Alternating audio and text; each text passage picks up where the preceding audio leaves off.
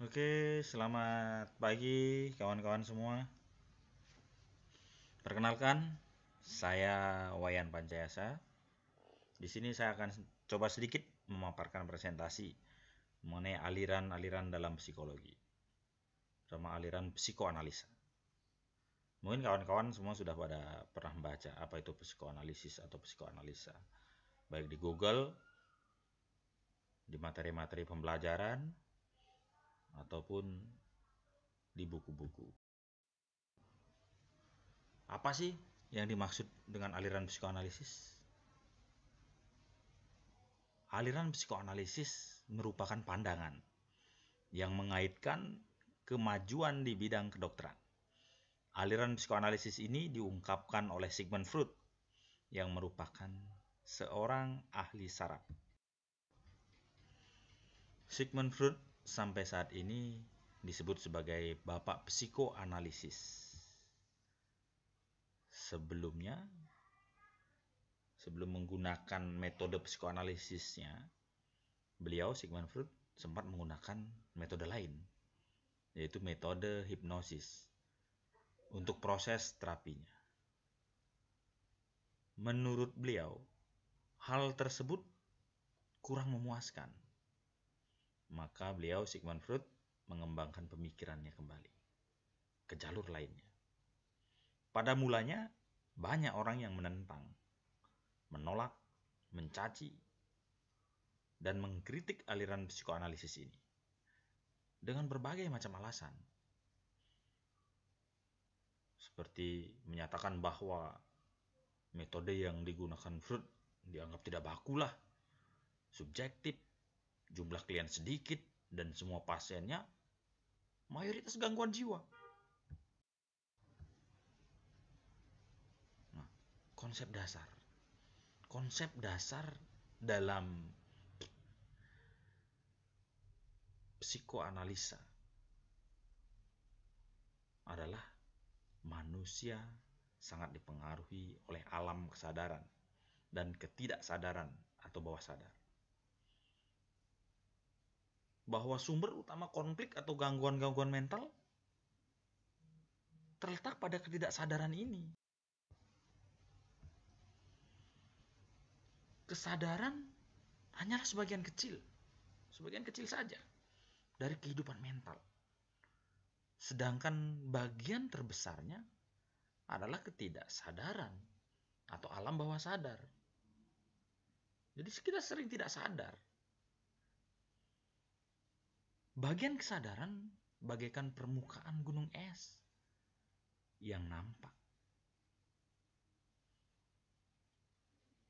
Jadi kesadaran ini hanya pucuknya saja, hanya sedikit yang nampak. Dia merupakan bagian kecil dari kepribadian. Jadi lebih kecil nilai kesadarannya daripada ketidaksadarannya. Sedangkan bagian ketidaksadaran yang di bawah permukaan air mengandung insting-insting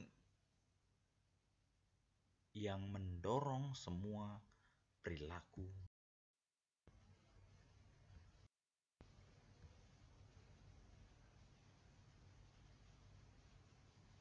Struktur kepribadian manusia. Ada beberapa struktur kepribadian manusia, yaitu id. Yang pertama, apa sih yang dimaksud dengan id? Id adalah bagian kepribadian yang menyimpan dorongan-dorongan biologis manusia, pusat insting.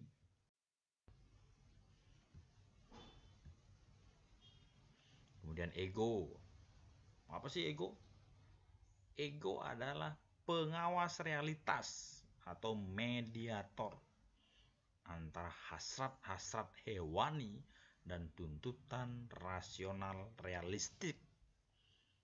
Apabila ego gagal menjaga keseimbangan antara dorongan dari id dan larangan-larangan dari superego, maka individu yang bersangkutan menderita konflik batin yang terus-menerus Dan konflik ini akan menjadi dasar dari neurosis.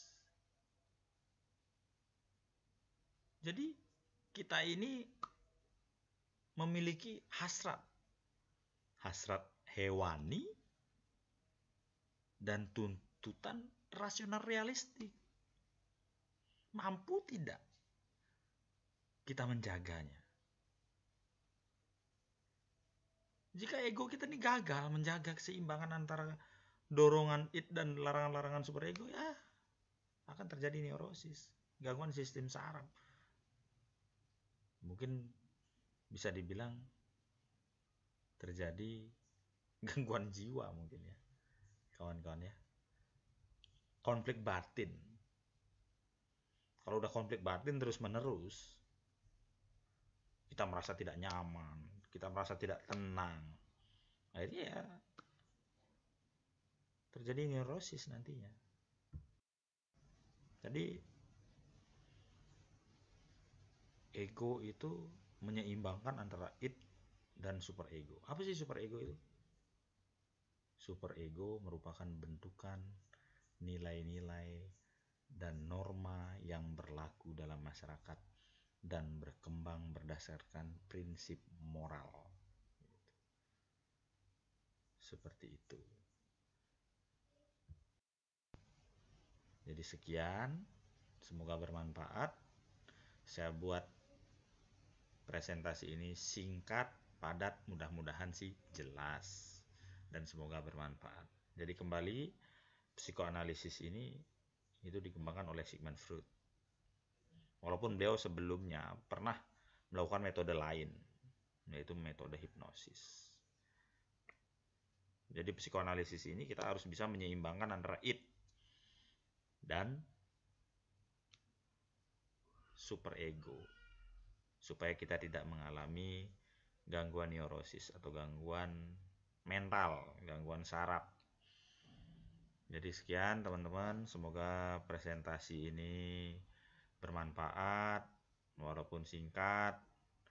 Kepada Pak Tan Sri selaku pengasuh psikopreneurship pembimbing, saya mohon maaf jika pemaparan ini terlalu singkat.